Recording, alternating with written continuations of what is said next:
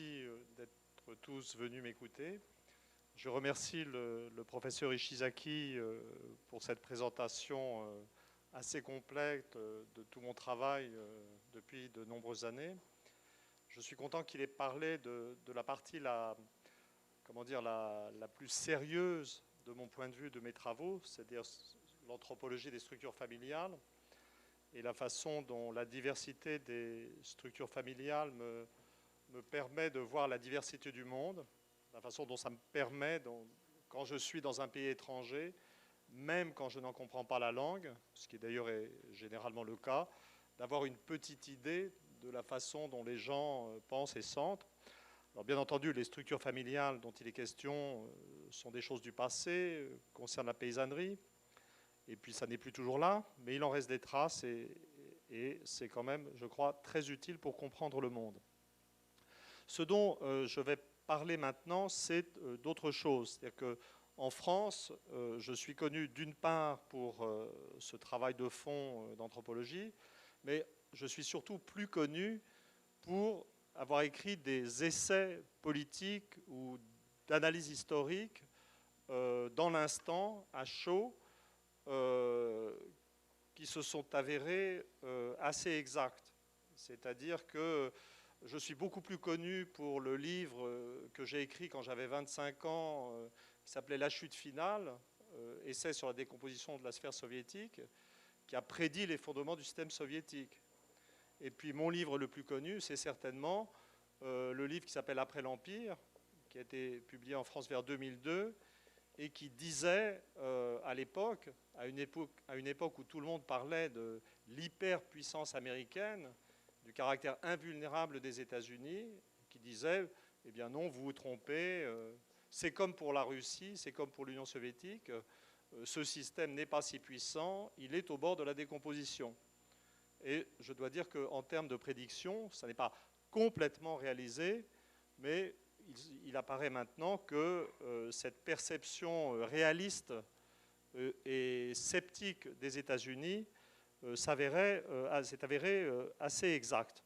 Le processus n'est pas terminé, le dollar n'est pas effondré, mais il y a eu les échecs militaires américains, il y a le problème de l'Afghanistan qui ne sera jamais réglé, il y a eu la crise financière, et plus personne aujourd'hui n'oserait penser aux États-Unis comme un système invulnérable. Alors le problème, si on essaie de comprendre le monde actuel, c'est que la défaite de ces deux empires, l'empire soviétique, l'empire américain, qui pour une raison étrange ont tous les deux choisi d'aller mourir militairement en Afghanistan. Je pense que les historiens ou les métaphysiciens de l'histoire se demanderont pourquoi les deux grands empires sont allés trouver leur défaite en Afghanistan, pays qui ne présente pas véritablement un grand intérêt. Le problème, c'est que la disparition de ces deux systèmes politiques, de ces deux systèmes économiques, c'est aussi la disparition de deux grandes idéologies qui structuraient le monde, qui organisaient notre perception du monde. Bon, dans un premier temps, il y a eu l'effondrement de l'idéologie communiste, qui a donné le sentiment que l'autre idéologie, le système adverse, le système libéral ou même ultralibéral centré sur les pays anglo-saxons était le vainqueur, mais maintenant que ce système vainqueur apparaît en décomposition, nous sommes confrontés vraiment à un problème de perception du monde. Que dire du monde? Que regarder dans le monde? Comment décrire le monde? Alors, pour moi, j'ai toujours ma grille de lecture anthropologique, mes systèmes familiaux. Je peux décrire les pays du monde en termes de systèmes de mœurs, et ça marche assez bien.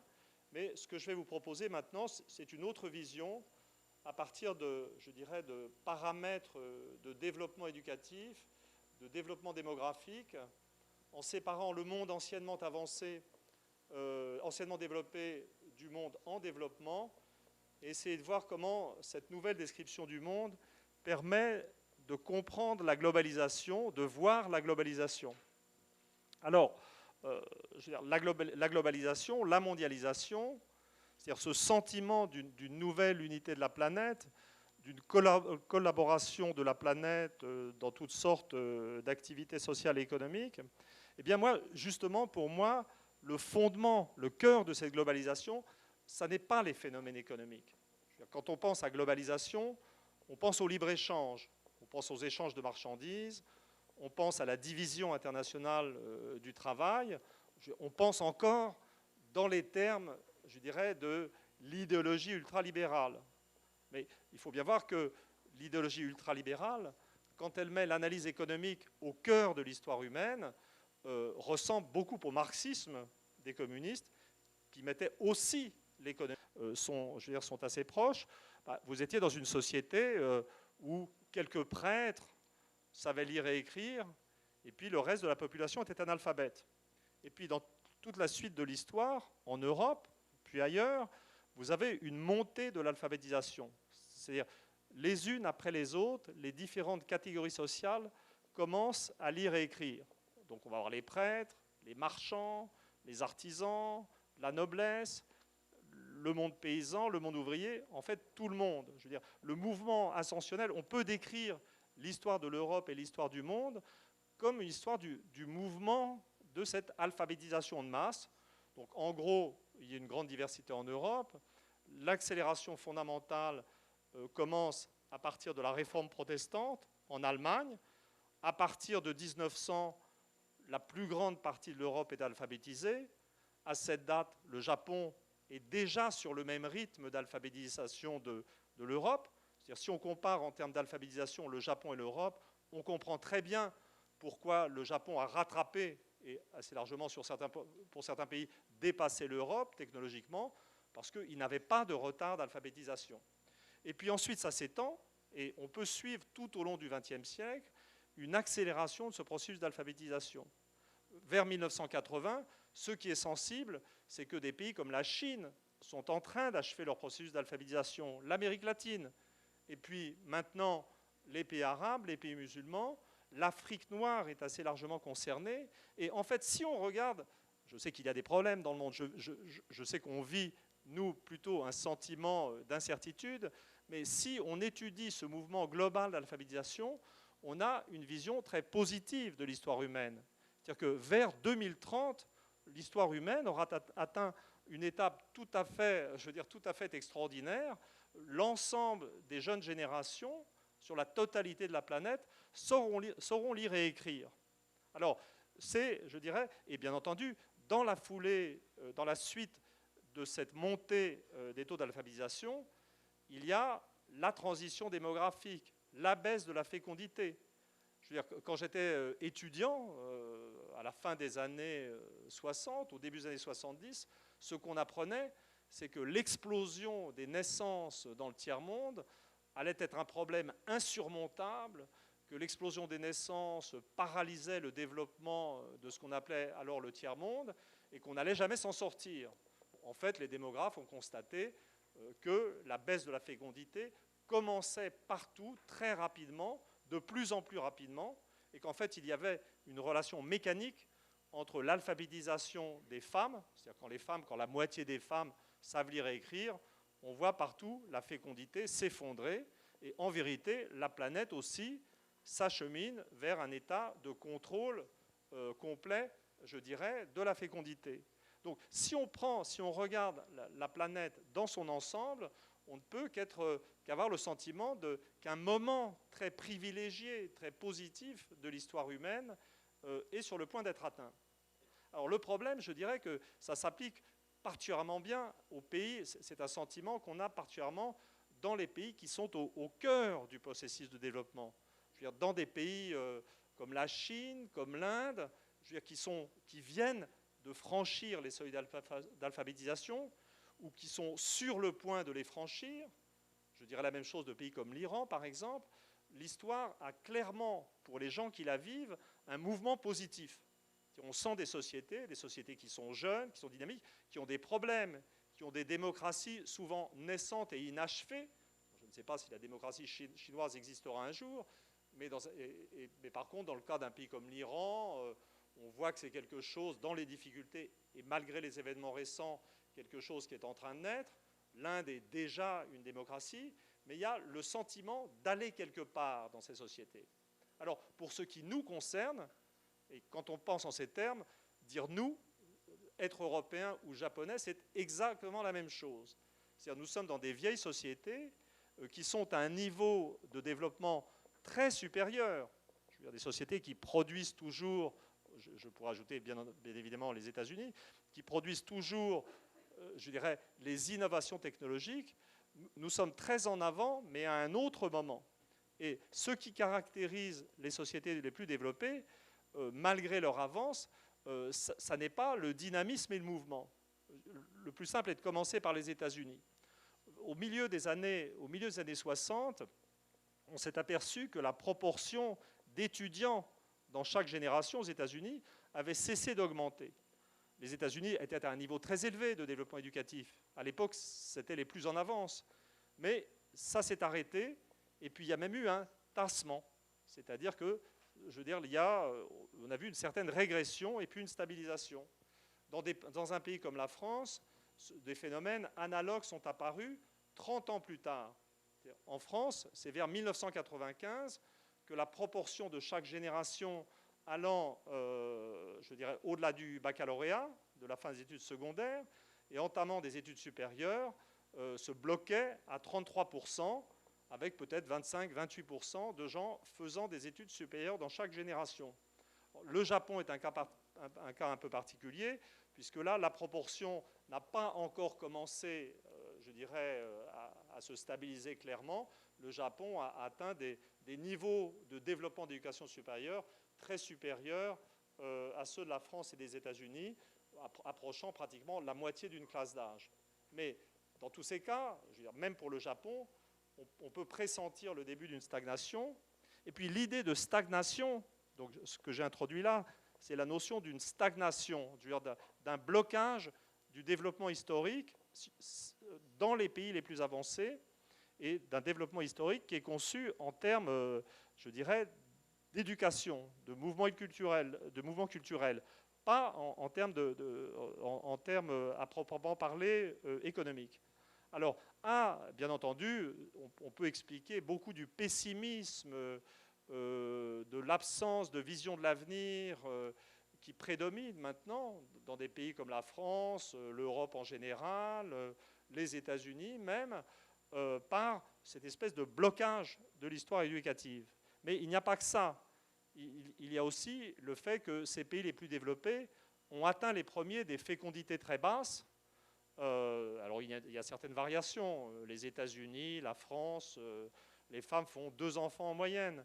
L'Allemagne, le Japon, l'Europe du Sud ou la Russie, parce que la Russie, de ce point de vue-là, ressemble beaucoup à l'Europe occidentale, on va avoir des fécondités encore plus basses, à 1,3 enfants par femme.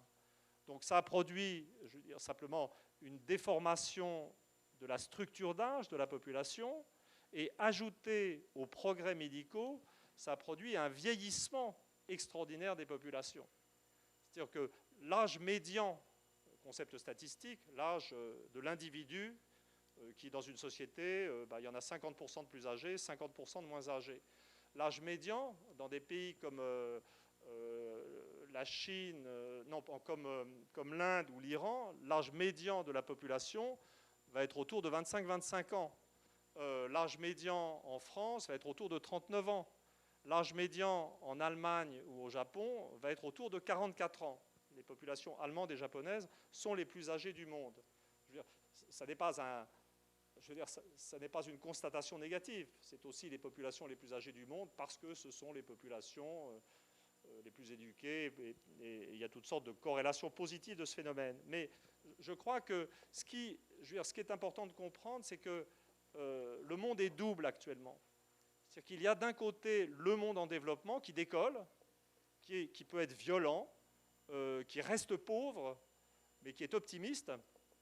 Et puis, il y a le monde le plus développé, où les idéologies ont disparu maintenant, emportées par la croissance du niveau éducatif, et puis, mais qui sont, je dirais, qui se perçoivent ou qui se sentent, sans vraiment comprendre pourquoi, au bord d'une certaine forme de stagnation, avec une certaine perte de sens. Donc je crois que c'est cette opposition qu'il faut avoir en tête si on veut comprendre ce qui se passe. Parce qu'à ce stade, on peut introduire, je dirais, la notion d'économie et la notion de commerce. C'est vrai que le libre-échange, l'interaction économique, je dirais, de l'ensemble des pays du monde est la chose qui a été mise en place dans les 20, 30 ou même 40 dernières années. Mais c'est quelque chose de, je veux dire, cette espèce d'interaction de tous les pays du monde économique, une fois qu'on a décrit le monde culturellement et démographiquement, ben, il faut bien se rendre compte que c'est quelque chose d'assez étrange. C'est-à-dire que, au fond, ce que je suis en train de dire, si on décrit chacun des pays sur une trajectoire éducative qui marque sa place dans l'histoire, dans une sorte de temps réel d'évolution des sociétés, eh bien, ça veut dire que la globalisation met en interaction économique des sociétés qui ne vivent pas vraiment dans la même époque, qui sont dans des temps différents. Et l'une des manifestations de ces temps différents et des dysfonctions que ça induit, c'est, je dirais, c'est quelque chose qu'on peut constater dans les différences de taux de salaire économique. Je veux dire, la richesse du Japon est 10 fois celle de la Chine, les salaires chinois sont 10 ou 20 fois inférieurs à ceux des pays européens. Et si vous mettez tous ces pays ensemble dans un système mondial unifié économiquement, eh bien, vous obtenez, je dirais, pas mal de phénomènes de désorganisation. Alors maintenant, je vais un peu parler de la crise économique telle que je la vois et telle qu'elle est. Je crois que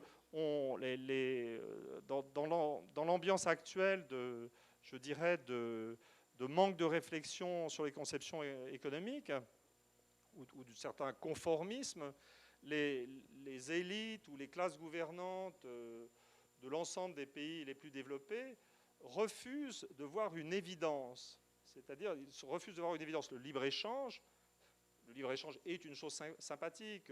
L'idée d'un monde unifié par les échanges est a priori une idée sympathique. Le mot de liberté est un très beau mot.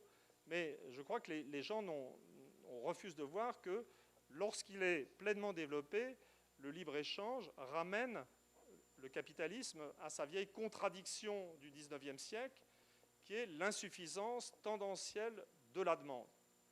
C'est-à-dire, et là je vais parler de quelque chose qui existerait même s'il n'y avait pas des pays avec des taux de salaire très bas, comme la Chine, comme l'Inde, exerçant une pression sur les salaires à l'échelle mondiale. Alors, je dis rapidement, si vous imaginez les économies nationalement intégrées de l'après-guerre, les économies françaises, allemandes, japonaises, les économies qui ont fait des croissances très rapides, ces économies, comment dire, les dirigeants de ces économies se comportaient comme s'ils avaient compris la complémentarité des salaires et de la production, de la production et de la consommation. C'est-à-dire qu'une entreprise qui augmentait les salaires avait le sentiment que l'agrégation de tous ces salaires, l'addition de tous ces salaires dans l'économie nationale allait produire une demande intérieure supplémentaire qui allait permettre d'absorber les gains de productivité. C'est une mécanique très simple. Je veux dire, la théorie de tout ça, on va la trouver dans les livres de l'économiste anglais Keynes. Je veux dire, ce que je dis est tout à fait banal. En fait, ce qui est étrange, c'est que tout ça ait été oublié, en fait, et que des dirigeants qui ont mon âge, dans l'ensemble des pays occidentaux, qui ont appris à l'université la pensée de Keynes et les problèmes d'insuffisance de la demande, aient oublié, je veux dire, ces enseignements. Donc, essayez d'imaginer ce qui se passe quand on entre en régime de libre-échange. Dans un premier temps, bien entendu, le libre-échange a des effets favorables. Bien entendu, la spécialisation des nations produit des effets positifs, des gains de productivité à l'échelle nationale. Bien entendu, un produit ne peut pas, à lui tout seul, inventer ou produire tout ce qui est possible. Donc je ne suis pas du tout dogmatique sur ces questions. Mais regardez ce qui se passe, essayez d'imaginer ce qui se passe quand une entreprise commence à se penser produisant pour le marché mondial plutôt que pour le marché national. Eh bien, cette entreprise ne considère plus ses travailleurs comme des consommateurs potentiels. Le travailleur redevient simplement un producteur, le travail devient un coût pur, et dans une logique mondialisée de compétition, l'entreprise, très logiquement, entre dans une logique de compression du coût salarial. Mais qu'est-ce qui va se passer à l'échelle mondiale si toutes les entreprises de tous les pays du monde entrent les unes après les autres dans une logique de compression du coût salarial? Vous êtes revenu là, je dirais, dans la contradiction du XIXe siècle, d'un capitalisme qui n'arrive plus à absorber de ces gains de productivité. Alors, bien entendu, ce que je disais tout à l'heure sur l'existence de deux mondes dans le monde globalisé, d'un monde développé, un peu stagnant démographiquement, et d'un monde sous-développé, dynamique, mais avec des bas taux de salaire, avec une population alphabétisée qui peut travailler, qui peut devenir compétitive sur le marché mondial, ça aggrave énormément le processus. Bien entendu, la pression des salaires chinois sur le marché du travail industriel existe à l'échelle mondiale.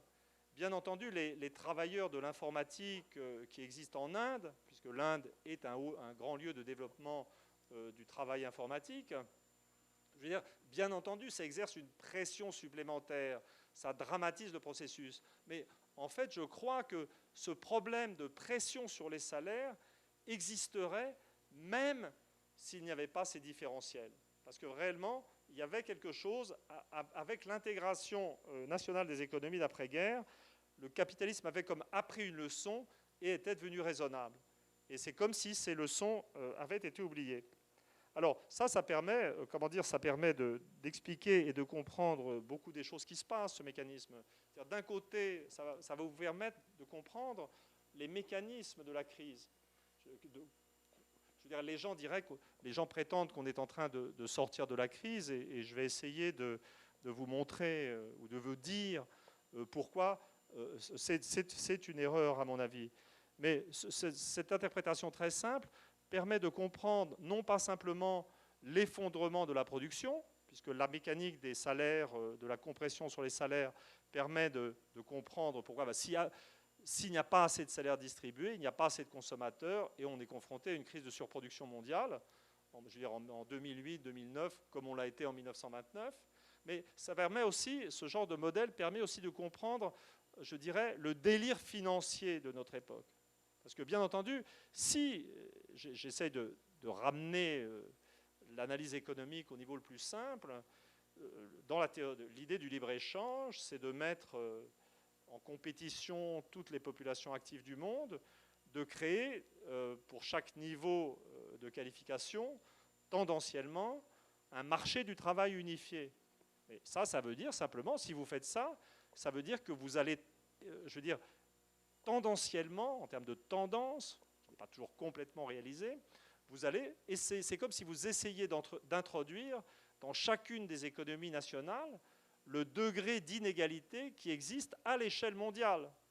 C'est pour ça qu'il y a une époque où il y avait des gens sur les trottoirs de Bombay, et puis nous avons maintenant des gens sur les trottoirs de Paris, puisque les niveaux d'inégalité doivent se retrouver.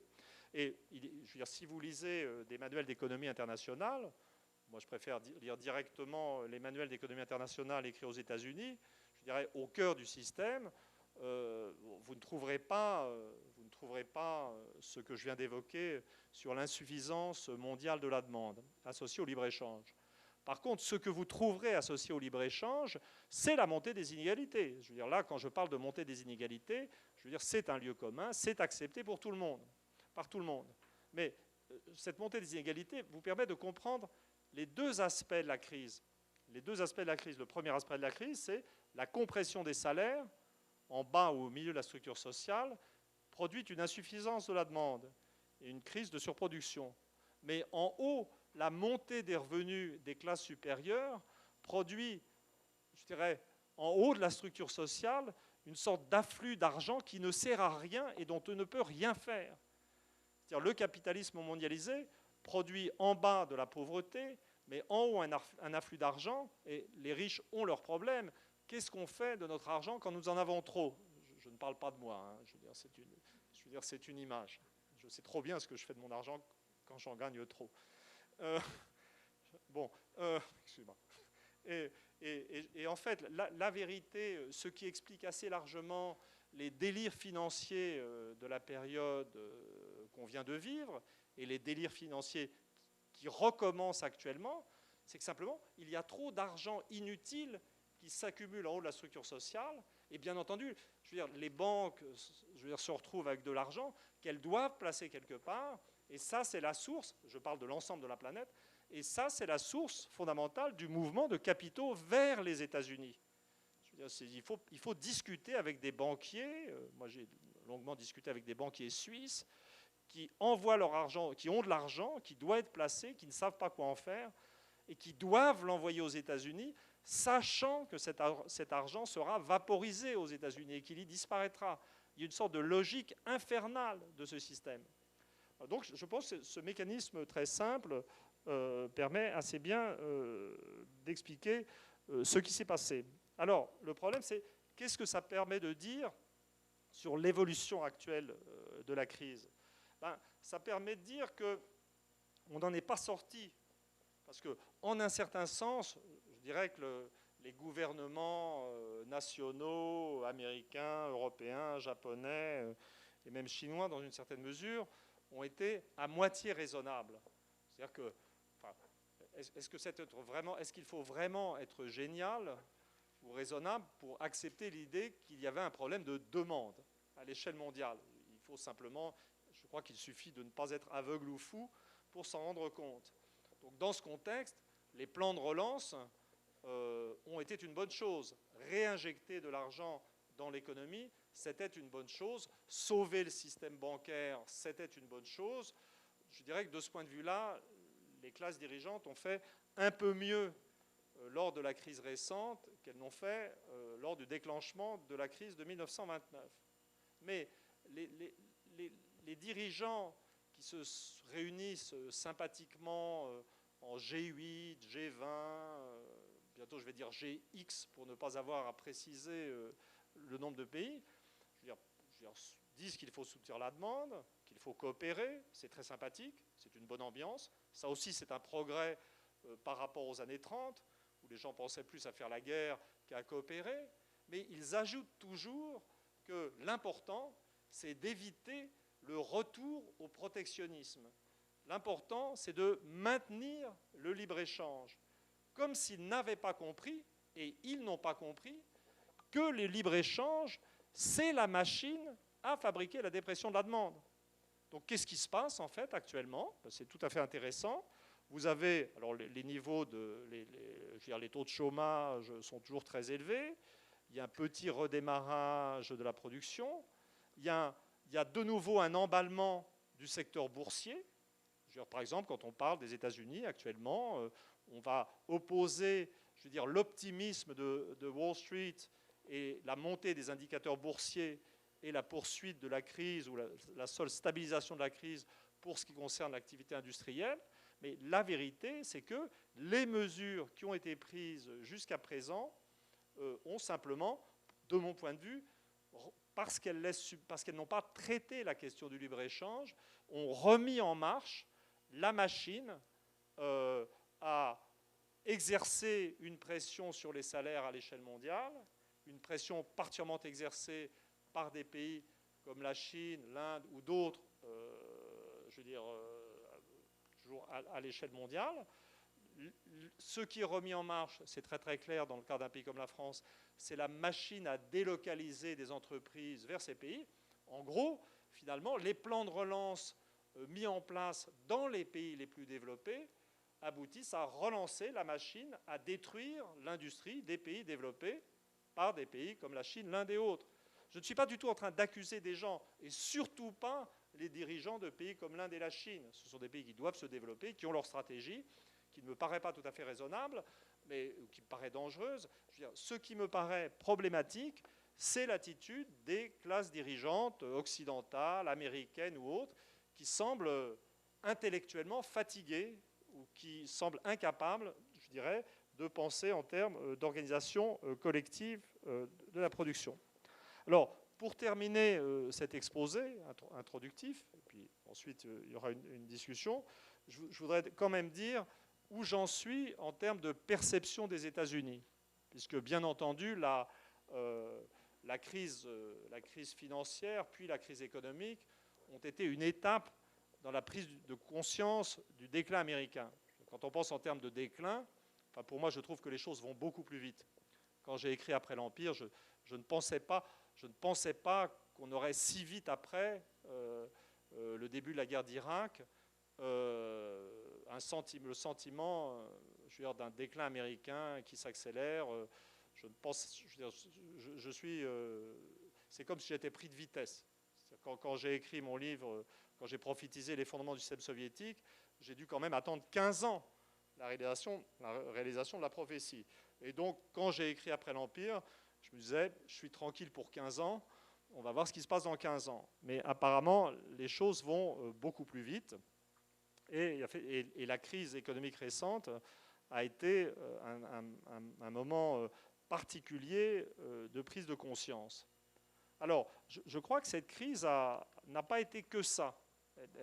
Elle m'a fait comprendre autre chose et elle m'a fait commencer à réfléchir sur la fatigue des classes dirigeantes dans le monde en général. Ce qui est quand même frappant depuis la crise économique, c'est qu'elle a produit psychologiquement ou idéologiquement, je ne sais comment dire, un double mouvement.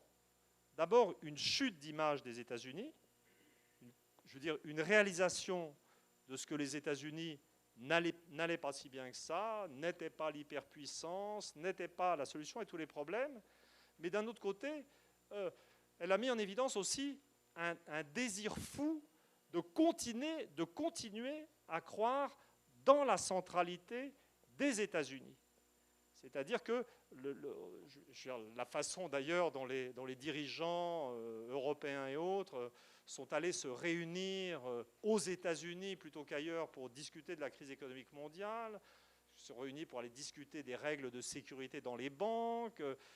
C'est peut-être un signe de tout à fait extraordinaire, mais qui allait au-delà de la soumission. Parce que quand même, ce qui s'est passé avec la crise bancaire, c'est que les États-Unis ont réalisé la plus grande escroquerie financière de l'histoire de l'humanité. Et donc, en fait, ce qui se passe, ou ce qui s'est passé, quand les dirigeants des pays du monde se sont réunis aux États-Unis pour discuter des règles de sécurité financière, c'était un peu comme si des banquiers se réunissaient chez les gangsters pour discuter des mesures de réorganisation de la sécurité. Donc, on peut en rire, mais on peut essayer aussi d'analyser les choses en termes idéologiques ou de rapports de force. Et je crois que ce genre de mécanisme montre l'incapacité où les classes dirigeantes européennes, japonaises ou autres, et peut-être même chinoises d'une certaine manière, sont incapables de penser le monde sans les États-Unis. À quel point les gens ont peur de la disparition des États-Unis. Un autre signe, ça a été la façon dont... j'avais dit dans mon livre Après l'Empire, il y a une phrase que je relis quand je suis déprimé. Je relis une phrase qui prédit la panique financière. Je la relis et je m'endors satisfait avec l'idée que je suis réellement un grand prophète. Mais la deuxième partie de cette phrase évoque une panique financière et puis ensuite un éventuel effondrement du dollar. Alors, bon, je sais que le dollar a recommencé à baisser et que la tendance générale du dollar est à la baisse. Et si j'avais des économies, je ne les garderais pas en dollars. Mais dans un premier temps, la crise a produit une remontée du dollar. Et une remontée du dollar doit être, il ne faut pas en parler en termes économiques, il faut en parler en termes de rêve, de recherche de sécurité. C'est-à-dire qu'au moment même où les États-Unis foutaient en l'air le système financier mondial, les gens se tournaient vers les États-Unis pour y mettre leurs économies. Donc ça a été vraiment un premier phénomène très intéressant. Et puis alors, le deuxième phénomène tout à fait extraordinaire, et je dirais que les États-Unis n'ont décidément pas cessé de nous distraire. Il n'y a pas que la télévision et les films américains. Il y a eu aussi l'élection d'Obama. ne vous méprenez pas, je suis très content qu'Obama ait été élu, je suis très content que les Américains soient capables temporairement de surmonter leur conception raciale, même si dans la société américaine, le racisme est toujours là. Le taux de mariage mixte entre femmes noires et hommes blancs est toujours insignifiant aux États-Unis, mais c'est quand même sympathique de voir l'Amérique prise de panique économique et financière se retourner vers le centre-gauche plutôt que de continuer à dériver avec l'extrême droite. Du temps de George Bush, on pouvait se demander si l'Amérique n'était pas simplement en train de dériver vers l'extrême droite. Donc il y a quand même, l'élection d'Obama est quelque chose de très satisfaisant, de très rassurant. Les Américains ne sont pas fous, et c'est quand même une bonne nouvelle. Mais pour les Américains, parce que la mauvaise nouvelle, ça a été l'Obamania. Alors je ne peux pas dire quelles ont été les attitudes fondamentales au Japon, mais le délire d'amour pour le système américain, je veux dire, qui a suivi l'élection d'Obama, je veux dire, a été quelque chose. Moi, j'ai fait du commentaire à la télévision sur l'élection d'Obama, je veux dire, d'une manière sceptique, etc. Et les gens me regardaient comme si j'étais à moitié fou. Mais c'est très bien d'élire un président noir, c'est très, je veux dire, dans un contexte américain, mais que les Européens attendent de l'élection d'un président noir aux États-Unis la solution de leurs problèmes à eux et la fin, je veux dire, et une solution au fait que les États-Unis vivent un peu dans la dépendance économique du monde comme une nation prédatrice, je veux dire c'était complètement ridicule. Il y a vraiment eu dans l'élection et l'incapacité des Européens à comprendre que les facteurs qui mènent les États-Unis à leur déclin sont toujours là malgré l'élection d'Obama. Les États-Unis ont toujours des problèmes éducatifs. Ils fabriquent toujours trop de financiers par rapport au nombre d'ingénieurs qu'ils ont fabriqués. Tout ça, c'est des problèmes qui se règlent en 2 générations. Je veux dire, ça n'est pas des problèmes pour un président des États-Unis, fût-il noir. Comme j'ai osé le dire, il me semble, la télévision française, être noir, ça n'est pas un programme économique. Donc il y a quand même eu, pour les États-Unis, rien à dire, pas à critiquer, mais je trouve que l'une des choses qui a été mise en évidence par l'Obamania, c'est la fragilité des classes dirigeantes hors des États-Unis. C'est-à-dire comme si, et effectivement, quand on est en Europe, ce qui frappe, c'est l'incapacité des Français et des Allemands à s'entendre. Le président, je veux dire, nous avons en Europe une collection d'imbéciles à la tête des grandes institutions européennes, tout à fait extraordinaire. Beaucoup de Français, d'ailleurs. Le président de la Banque centrale, Jean-Claude Trichet, qui est à la limite d'une intelligence normale, vers le bas. Le président de la Commission, Barroso, dont les seules qualités est qu'il parle anglais et français. Il y a une absence de projet. Les Français et les Allemands sont de plus en plus incapables de s'entendre. Il y a une sorte de fatigue des élites. Et si je reviens sur le plan de l'analyse générale, pour moi, il y a un rapport entre cette fatigue des élites européennes et ce que j'ai décrit au début de cet exposé sur la stagnation éducative, la perte d'un sentiment de dynamisme et le déclin, le vieillissement démographique. Donc il y a, je crois, quelque chose, il y a encore beaucoup de travail à faire sur la façon dont, je veux dire, dont les comportements les plus évidents des acteurs politiques et économiques sont en rapport, je veux dire, avec des phénomènes très profonds sur le plan sociologique. Je conclurai là-dessus. Je dirais que quelquefois je souffre en France parce que mes prédictions réalisées impressionnent beaucoup les gens, mais les théories qu'a eu la gentillesse d'exprimer M. Ishizaki, je veux dire, sont discutées, mais je dirais moins reconnues, en fait. Et j'espère qu'un jour, on comprendra qu'il y a un rapport entre mes prédictions réalisées et entre ma vision, je crois, exacte de la profondeur des mouvements profonds dans les sociétés. Je vous remercie.